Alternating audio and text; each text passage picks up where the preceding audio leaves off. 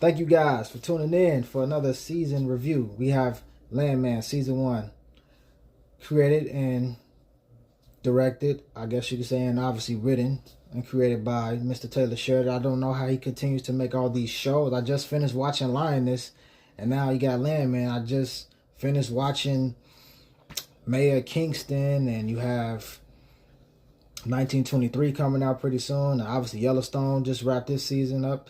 So this dude just keeps putting out stuff. But the funny thing is, it's all good.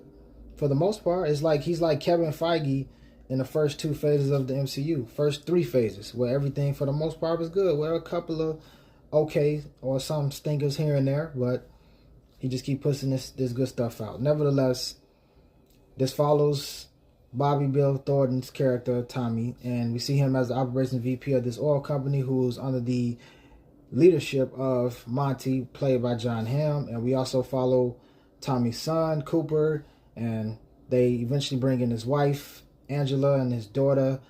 I can't pronounce her name right now. I think it's Ansley. You guys can comment down below how to pronounce it.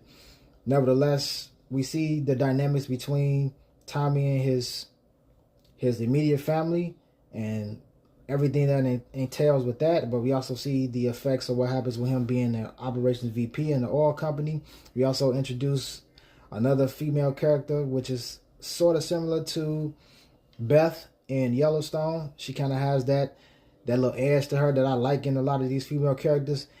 Even the love interest of Cooper, she has a certain edge to her, which I can always give Taylor Sheridan his props. He knows how to make a female character present herself with a bunch with prowess and show a strength within her, but a feminine strength, and not this.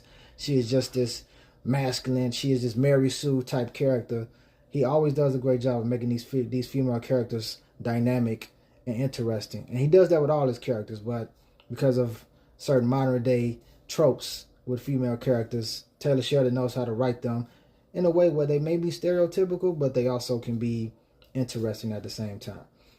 Nevertheless, we just see what happens once Cooper loses basically his whole crew in one day, and all the litigation and the legal repercussions that comes behind that. And we see how it not only affects, like I said, Tommy and Cooper and the people around them, but also how it affects the owner of the oil company himself, Monty, and everything that happens with him during the course of this series. And this series just really does a great job of having these interpersonal connections with all these various characters, even though the story itself is not, to me, that engaging. But overall, you should check out this series. You guys get a chance to. 8 out of